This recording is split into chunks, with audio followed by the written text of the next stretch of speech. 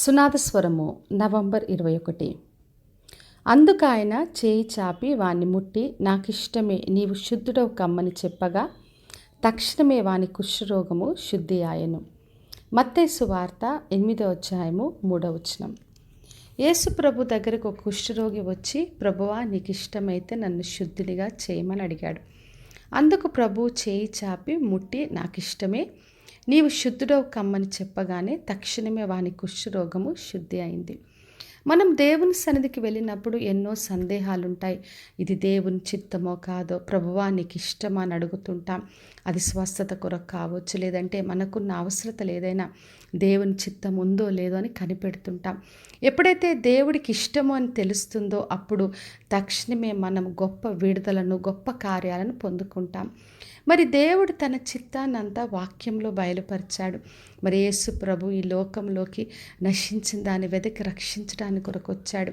అందుకే రక్షణ అనేది ఆయన చిత్తమై ఉంది. ఆయన పొందిన దెబ్బల్లో స్వస్థత ఉంది కాబట్టి స్వస్థత ఆయన చిత్తమని బయలుపరుస్తున్నాడు. మరి సమృద్ధి జీవం ఇవ్వడానికి కొరకే వచ్చాడు. అందుకే మనం వాక్యం ఎంతగా చదువుతామో దేవుని చిత్తంను తెలుసుకొని ధైర్యముతో ఆయన నుండి పొందుకుంటాం. యెషయా గ్రంథం 61వ అధ్యాయంలో చదివినప్పుడు, ప్రభువో యెహోవా ఆత్మ యేసు ప్రభుని అభిషేకించి నలిగిన వారిని దృఢపరచడానికి కొరకు, చెరలో ఉన్న వారిని విడిపించుటకు, దుఃఖంలో ఉన్న వారిని ఓదార్చడానికి కొరకు ఆయన వచ్చాడు. అందుకే యేసు ప్రభు ఎక్కడికి వెళ్ళినా స్వస్థతను, విడుదలను, రక్షణను మనం చూసాం. అందుకే మనము వాక్యం చదివినప్పుడు ఇవన్నీ కూడా మనం పొందుకోగలమని విశ్వాసం మనకు కలుగుతుంది. ఎప్పుడైతే దేవుని చిత్తం తెలుసుకుంటాం అప్పుడు ధైర్యంతో అడిగి పొందుకుంటాం. మరి 1 యోహాను రాసిన పత్రిక 5వ అధ్యాయం 13వ వచనంలో, ఆయనను బట్టి మనకు కలిగిన ధైర్యం ఏదనగా, ఆయన చిత్తానుసారంగా మనం ఏది అడిగినను ఆయన మన మనవి ఆలకించునని రాయబడింది. ఎప్పుడైతే ఆయనకి ఇష్టం ఏముందో, ఆయన చిత్తం ఏముందో తెలుసుకుంటామో అప్పుడు ధైర్యంతో వెళ్ళి అన్నీ పొందుకుంటాం.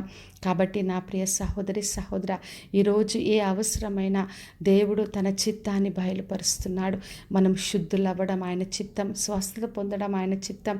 మనమందరం కూడా చెరలోంచి విడిపించబడి రక్షణ పొందుకొని ఆయన బిడ్డలుగా నిర్భయంగా జీవించడం ఆయన చిత్తం. కాబట్టి విశ్వాసంతో ఆయన సన్నిధికి వచ్చి ఆయన నుండి గొప్ప విడుదలను పొందుకుందాం. ప్రార్థన చేసుకుందాం. పరలోకమందున్న మా తండ్రి, మా దేవ, ఇరుదిచ్చిన వాగ్దానం కొరకే వందనాలు. ప్రభువా, రక్షణ మీ చిత్తమైనందుకు స్తోత్రం. మమ్మల్ని అందరినీ కూడా దేవా మీరు విడుదల దయచేసి స్వస్థపరిచి మీ బిడ్డలుగా గొప్పగా నిలబెట్టుకొని మీరు మహిమను పొందమని యేసు నామములో అడిగి వేడుకొంచున్నాను తండ్రి, ఆమెన్. ఈ శుభవచనము వినిచున్న ప్రతి ఒక్కరి జీవితంలో నెరవేర్చబడునుగాక.